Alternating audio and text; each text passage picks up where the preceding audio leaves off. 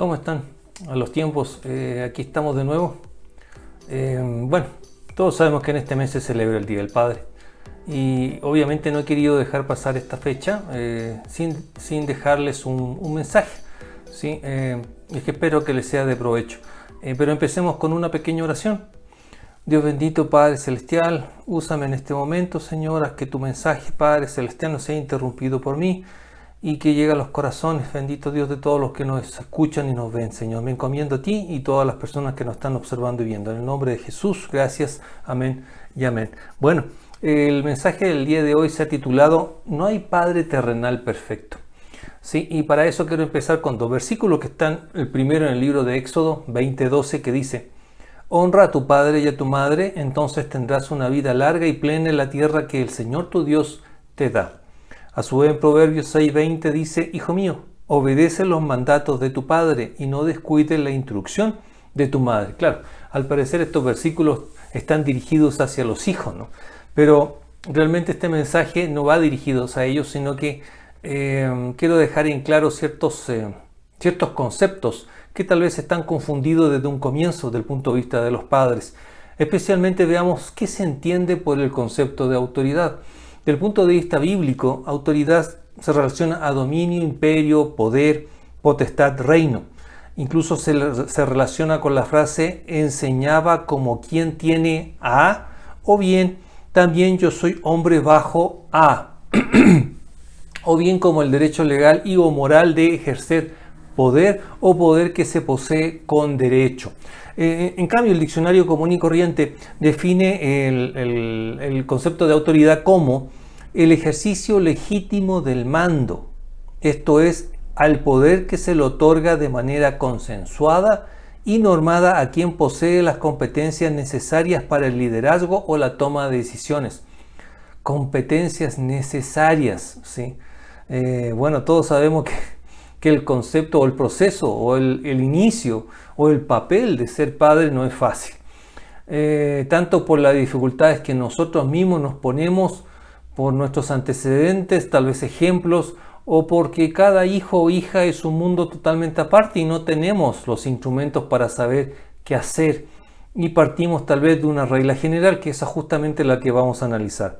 Ahora, dentro de estos conceptos de padre, bueno, en resumidas cuentas, el padre es la persona que tiene esa autoridad para decir tiene que hacerse tal cosa y los subordinados, ¿sí? Tienen que hacerlo, ¿sí? Por ahí va resumido el concepto justamente de autoridad. Ahora, aquí hay algo también que quiero agregar. En la antigua Roma el concepto de autoridad no solamente se refería a esto, sino que también se complementaba con la idea de que de quien se ocupa de hacer crecer algo o de llevarlo por el buen camino. ¿Sí? Qué interesante el matiz, ¿no? Pero bueno, vamos a seguir analizando este concepto.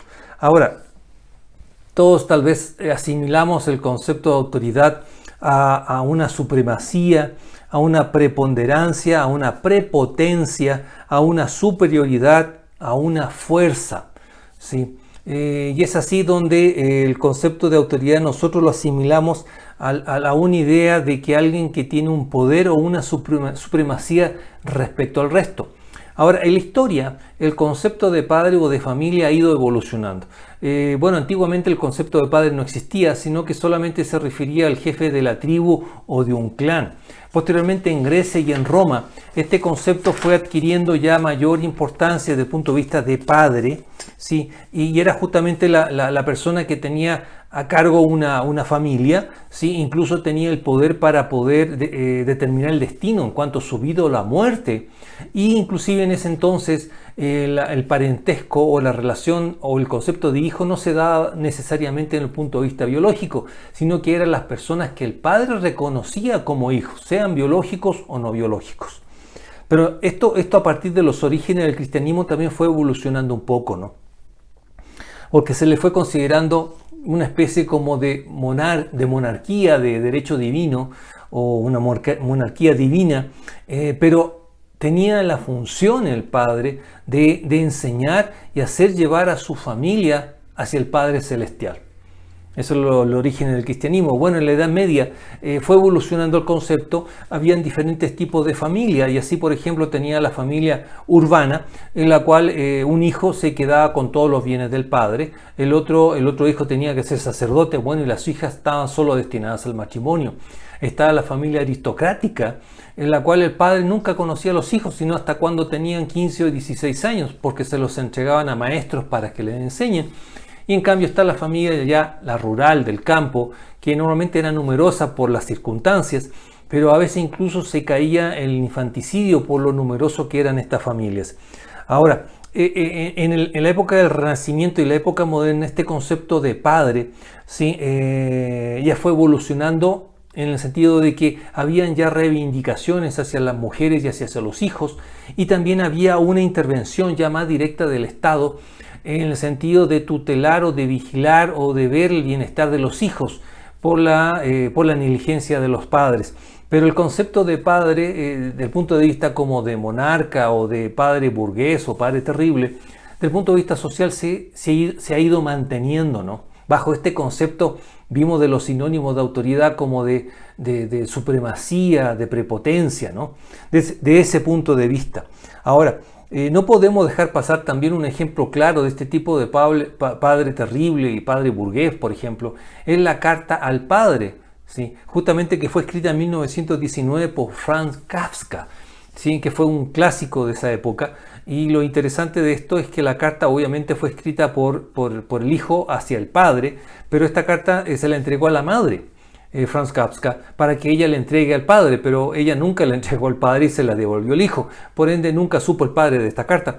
Pero después de la muerte de Franz Kafka se hizo más famosa justamente esta carta.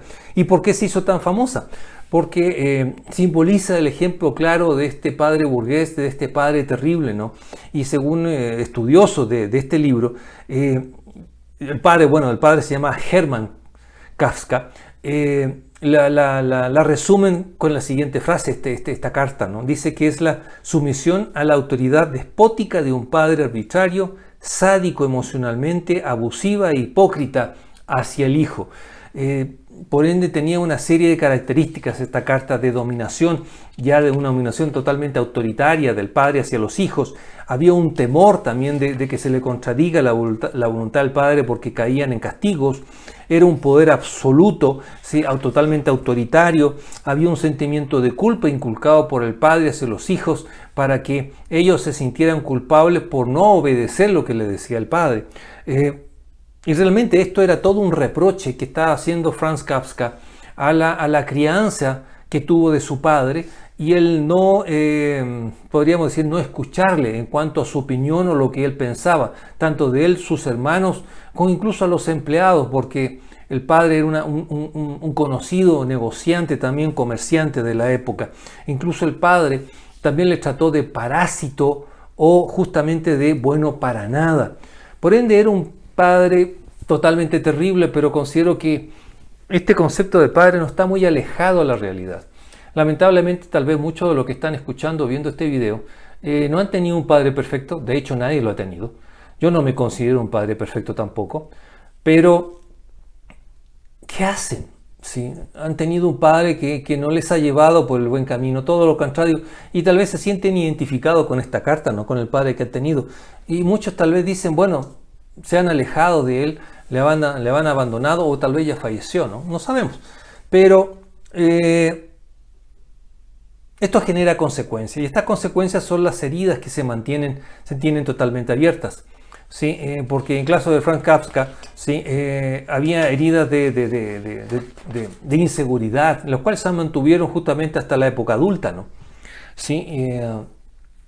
Pero, claro, ¿cómo podemos identificar a un padre tóxico? Bueno, algunos ya lo conocen, un padre totalmente autoritario, es una actitud intransigente hacia los hijos, grita, insulta, pega a los hijos, hay un sentimiento de culpa, o sea, le responsabiliza de situaciones de las cuales ellos no son culpables, son excesivamente protectores, hay explosiones de ira, que eso tal vez lo más normal que pudimos haber experimentado, ¿sí? Etcétera, etcétera, etcétera. Ahora, como les dije en un comienzo, y bueno, este tema va dirigido a los padres, ¿no? Pero también quiero por lo menos tal vez poner mi granito de arena respecto a los hijos, ¿no? Yo tengo casos en los cuales hay hijos que justo se encasillan en la vida de Franz Kafka, ¿sí? Y claro, les ha tocado por esas cosas de la vida y por obediencia al Señor de cuidar a sus padres. Pero sin embargo estas heridas han permanecido abiertas y sigue el cuestionamiento o bien la ira hacia el padre. Falta el perdón, en resumidas cuentas, ¿no? Pero claro, no pueden tener una vida así continua porque aun cuando se muera va a seguir manteniendo esas emociones, ¿no? De resentimiento, por decirlo menos, en su corazón. Pero claro, no es que se esté viviendo solamente ellos una situación igual. En la Biblia también tenemos una serie de casos iguales. Por ejemplo, el caso del rey Saúl, que no consideró a su hijo Jonathan, especialmente cuando tuvo el enfrentamiento con el rey David. También está el caso de David, por ejemplo, que respecto a sus hijos también fue un padre muy permisivo. En el caso también del sacerdote Elí, que también por estar dedicado totalmente a su sacerdocio, no crió correctamente a sus hijos, ellos se apoderaron de las ofrendas. En una batalla contra los fariseos murieron uno de sus hijos y se llevaron el arca, ¿sí? Donde estaban los 10 mandamientos, y él al darse cuenta se cayó de espalda y murió. No han sido padres perfectos tampoco. Y de hecho jamás los vamos a hacer porque somos humanos y nadie nos ha enseñado a ser padres. Muchas veces nosotros venimos a ser padres o bien hacemos el papel de padre aplicando conceptos anteriores a nuestras vidas del concepto que nuestros padres han tenido en nosotros, sea bueno o sea malo. Y eso lo inculcamos en nuestros hijos, para bien como para mal. Y aquí justamente viene el problema, ¿no?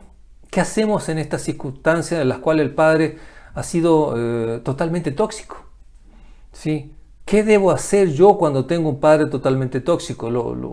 Tal vez lo más racional o más humano en ese momento es alejarme, ¿no? Y mantener ese rencor, o bien ya, ok, yo te perdono, pero ahí quedó nomás, pero sigues ese resentimiento y esa falta de comunicación, ¿no? ¿Qué sucede aquí? En 1 Corintios 10:12 dice, si ustedes piensan que están firmes, tengan cuidado de no caer. Y de hecho los padres también a veces caemos en esto, ¿no? Porque tal vez nos creemos que tenemos sabemos todo o presumimos de que sabemos, pero realmente no es así, y ahí es donde nos equivocamos. Pero, ¿qué sucede en esta circunstancia? Porque muchas veces nosotros creemos tener la verdad de todo, pero no es así. Bueno, obviamente en un matrimonio tenemos una ayuda idónea, o bien también están los hijos. Y a este respecto en Eclesiastés 4:9-12 dice, es mejor ser dos que uno, porque ambos pueden ayudarse mutuamente a lograr el éxito. Si uno cae, el otro puede darle la mano y ayudarle, pero el que cae y está solo, ese sí que está en problemas. Del mismo modo, si dos personas se recuestan juntas, pueden brindarse calor mutuamente, pero ¿cómo hace uno solo para entrar en calor? Alguien que está solo puede ser atacado y vencido, pero si son dos, se ponen de espalda con espalda y vencen. Mejor todavía si son tres, porque hay una cuerda triple, no se corta fácilmente. Qué lindo, ¿no? Pero claro, muchos padres tal vez no aceptamos esa ayuda por un pensamiento despótico tal vez, o bien por un concepto de total autosuficiencia, ¿no? De que los demás están equivocados, en cambio nosotros no. Pero y en esas circunstancias, ¿qué podemos hacer? En Efesios 4:32 dice, por el contrario, sean amables unos con otros, sean de buen corazón y perdónense unos a otros, tal como Dios los ha perdonado a ustedes por medio de Cristo. Claro, el hijo tal vez se puede dar cuenta de estas circunstancias, nos puede perdonar, pero ¿y qué pasa a nosotros como padres? El concepto de padre, ¿sí? Tal vez sigue estando como un padre tóxico, ¿no? Pero muchas veces se nos olvida un versículo que está justamente en el libro de Efesios, que ¿contra quién es nuestra lucha? ¿Es contra nuestro padre? Ajeno si le ha aceptado o no al Señor, ¿no? Porque muchas veces, claro, el proceso es más lento, unos más que otros, y hay que romper cadenas, hay que cambiar nuestra forma de pensar. Así también, como dice el libro de Efesios, tenemos que dejar esa antigua naturaleza que se hiera a nosotros fuertemente y no se separa, ¿no? Por ende, nuestra convicción debe ser justamente esa, la de Efesios. ¿Cuál? Pues no luchamos contra enemigos de carne y hueso, sino contra gobernadores malignos y autoridades del mundo invisible, contra fuerzas poderosas de este mundo tenebroso y contra espíritus malignos de los lugares celestiales. Nuestra lucha no es contra carne y hueso. Lamentablemente esos padres tóxicos, claro, le vemos de carne y hueso y le podemos palpar, pero muchos no tienen una relación con Dios. Creen tenerla, tal vez desde la boca para afuera, pero no tienen esa relación con Dios que permite que Dios tome el control. Porque tal vez todos podemos ser en un comienzo padres tóxicos. Todos, incluyéndome. Pero en el proceso de nuestra relación con Dios, en el proceso en que nuestra relación con Dios va creciendo, va aumentando, nos vamos acercando a Él, nos vamos dando cuenta de muchas cosas. ¿Como cuáles? Del que el perdón es importante, de que 2 o 3 son importantes y que la lucha no es contra carne ni hueso. O sea, nos damos cuenta, abrimos los ojos, tal vez ese espejo oscuro en el cual estamos mirando o ese producto que nos está tapando se empieza a diluir y podemos ver más claramente las cosas, ¿sí? Porque a veces no podemos pedir peras al olmo. Si nuestros padres son tóxicos y no le han conocido al Señor, ¿qué más podemos pedirle? Porque nuestra lucha no es contra carne ni hueso. Por ende, ¿quién le está controlando? Sí, claro, no es un atenuante, ¿no? No hay que decir, pobrecito. No es así tampoco, pero sí nosotros debemos abrir los ojos de que nuestra batalla, nuestra escaramuza, no son contra el padre biológico que el Señor nos ha puesto.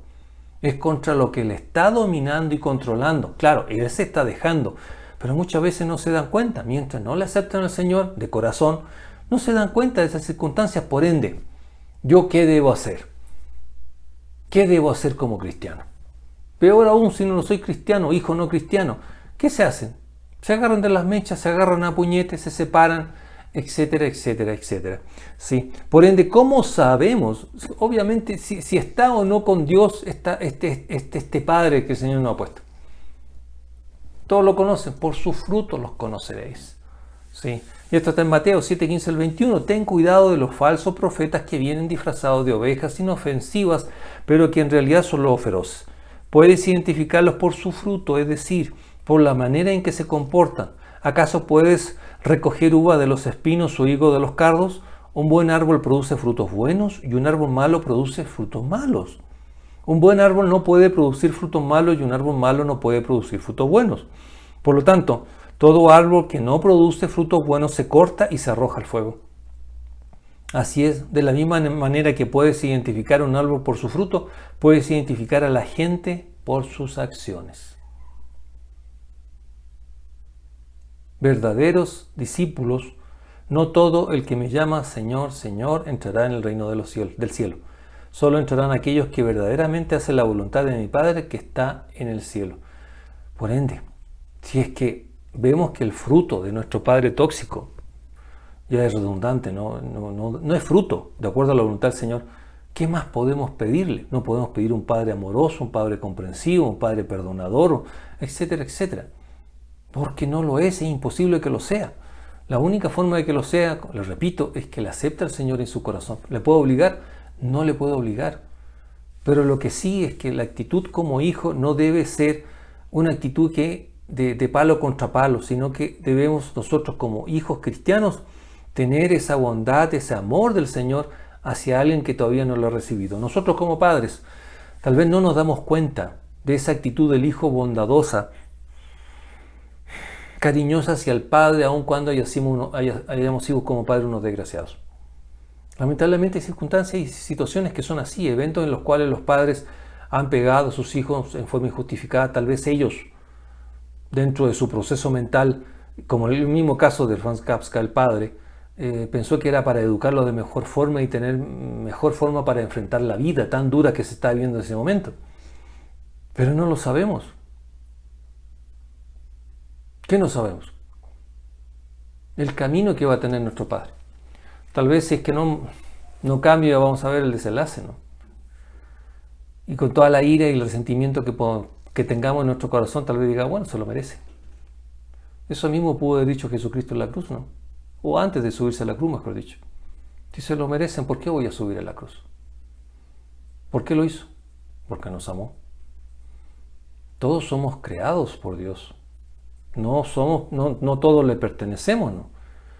Pero si estamos aquí para ser mensajeros de Dios, debemos practicar lo que predicamos, por muy doloroso que sea. Por ende, ¿qué hago con el padre tóxico? Según Romanos 12, 17 al 19. Nunca devuelvan a nadie mal por mal. Compórtense de tal manera que todo el mundo vea que ustedes son personas honradas. Hagan todo lo posible por vivir en paz con todos. Queridos amigos, nunca tomen venganza. Dejen que se encargue la justa ira de Dios, pues dicen las Escrituras, yo tomaré venganza. Yo les pagaré lo que se merecen, dice el Señor. Y si no lo hago, bueno, continúa el versículo. Terrible. Eso queremos. Pero no debemos pagar mal por mal. Según Gálatas 5, 22 y 23, más el fruto del Espíritu es amor, gozo, paz, paciencia, benignidad, bondad, fe, mansedumbre, templanza. Contra esas cosas no hay ley. Por ende, nosotros como padres, ¿cómo sabemos que el Señor está en nosotros a través de nuestro fruto? ¿Por qué? Porque el fruto no es nuestro, el Señor se manifiesta a través nuestro, pero cuando lo aceptamos de corazón. Por ende, en esos casos, ya cuando el Señor está en nuestros corazones, fluye justamente el perdón. Y esto ya para concluir. El perdón fluye. ¿Por qué? Porque dentro de la imperfección hay errores, obviamente. Errores grandes y pequeños, groseros y no groseros. Sí, pero tenemos que reconocer que no somos perfectos. Que jamás lo vamos a hacer. Solo Dios es perfecto. Y que la única forma de tal vez equivocarnos menos es que la voluntad de Dios se haga en nuestras vidas como padres. Tenemos que aplacar nuestras emociones, dejar nuestra antigua naturaleza. Esa antigua naturaleza que nos decía que hay que aplicar esa autoridad como supremacía, como obediencia absoluta, como quien está gobernando un ejército, ajeno a cualquier justificación. Pero claro, para los hijos es muy doloroso. Como les digo, tengo casos que conozco de hijos que se están haciendo cargo de sus padres, pero no es así, no ha sido una vida fácil. Todavía tienen ese cuestionamiento, incluso esa venganza tal vez de que ¿cómo es posible que sigan siendo la misma persona y no se han cambiado, ¿no? Es difícil, es difícil. El camino del Señor no es fácil. No es fácil, pero el Señor, si nos encomendamos a Él, Él nos va a dar la palabra, el alivio, la paz que necesitemos para poder enfrentar estas situaciones. Es obediencia. Es obediencia, pero si es que el Señor nos perdonó, ¿cómo nosotros no perdonarnos entre nosotros? Si vemos justamente ese padre tóxico en la vida actual, haciendo tal vez, o intentando tal vez, o ya no puede por efecto de la edad, esa misma actitud tóxica, claro, nos va a recordar situaciones que vivimos durante la infancia, que nos van a causar mucho dolor, por decirlo menos, que le golpeaban, ¿no? Y al tener ese padre que al verle no ha cambiado, ¿cómo debo reaccionar ante este padre si tengo la obligación de honrar a mi padre? Y me toca cuidarle, servirle. Del punto de vista humano es difícil, ¿no? Si lo pensamos desde el punto de vista de la venganza, del orgullo, la arrogancia, ¿no? Y de ojo por ojo. Pero Jesucristo nos enseñó a hacer lo contrario. No pagar mal por mal. Y lamentablemente la venganza no es nuestra, es de Él. ¿Queremos que la venganza sea de Dios en contra de ese padre tóxico? ¿Tanto ha llegado nuestro odio hacia Él? ¿Nuestro corazón se ha lacerado tanto de esa forma? Sí, puede ser en un comienzo, ¿no? Pero el Señor sana. El Señor consuela. El Señor nos da alivio. ¿Por qué? Porque nos transforma. Del momento que lo aceptamos de corazón hay un proceso de transformación, tanto como padres como para hijos, ¿no? Del momento que nosotros lo aceptamos como padres al Señor, el Señor está tomando cartas en el asunto. Nuestras reacciones tal vez en un comienzo van a ser groseras, pero van a ir suavizando. Porque el Señor va tomando cartas en el asunto, pero siempre y cuando nosotros sigamos alimentando nuestra relación con Dios. Y aquí donde quiero dejarle un mensaje claro, porque muchas veces, como le dije, nuestra naturaleza pecaminosa es la que nos gobierna. Esa naturaleza pecaminosa entendido también por conceptos del mundo. Al momento de ser padre, nosotros tenemos conceptos del mundo que nos dicen esa supremacía, superioridad, arrogancia, que lo que yo digo se debe obedecer. ¿Por qué? Porque estamos partiendo por conceptos del mundo. Estamos partiendo por definiciones del mundo. El mundo nos dice, eso es un concepto de autoridad. Eso es lo que tú tienes que hacer como padre. Es una persona que está a tu cargo y tú tienes que hacer eso y tienes que hacer lo que tú estás haciendo. Y es así, por ejemplo, en Romanos 13, 4 y 5 dice, las autoridades están al servicio de Dios para tu bien. Pero si estás haciendo algo malo, por supuesto que deberás tener miedo porque ellas tienen poder para castigarte.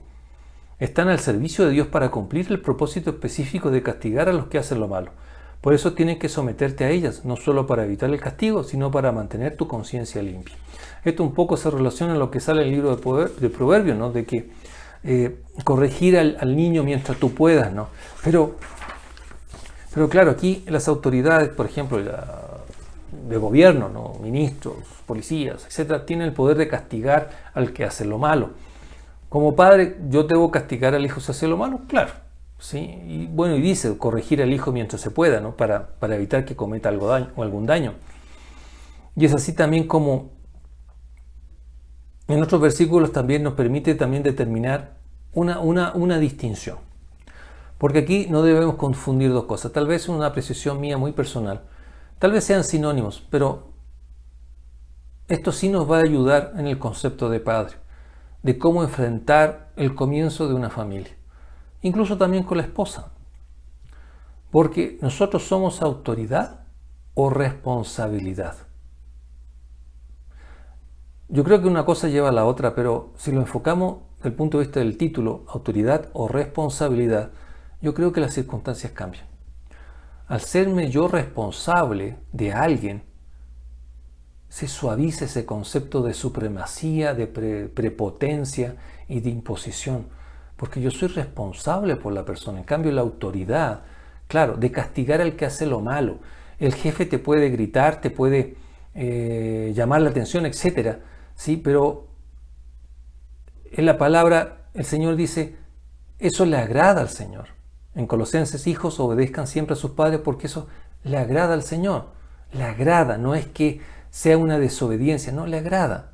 Es una palabra más sutil, de una relación más de amor que de autoridad o de jerarquía. En Efesios también dice, hijos obedezcan a su padre porque ustedes pertenecen al Señor. Pues esto es lo correcto. Claro, si los hijos le pertenecen al Señor, obviamente el padre, si le pertenece al Señor, tiene que obedecer lo que el Señor dice. Por ende, esto es correcto. Sin perjuicio de todo lo que ya hemos conversado anteriormente, ¿no? Y a su vez también Hebreos dice, obedezcan a sus líderes espirituales y hagan lo que ellos dicen. Su tarea es cuidar el alma de ustedes. Y tienen que rendir cuentas a Dios. Denle motivos para que la hagan con alegría y no con dolor. Esto último ciertamente no los beneficiará a ustedes.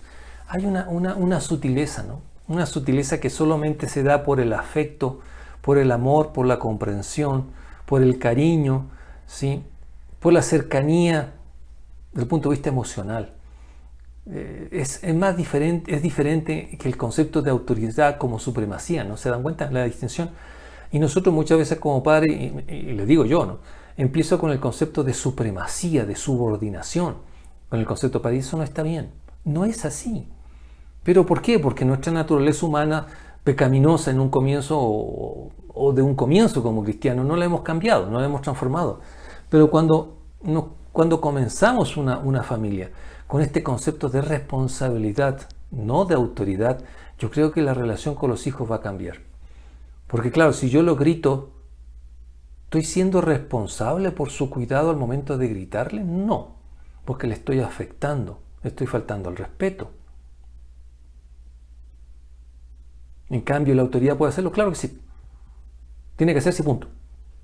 Hay una sutileza y ese concepto de amor, de afecto, solamente lo da cuando el Señor está en nuestros corazones. ¿Sí?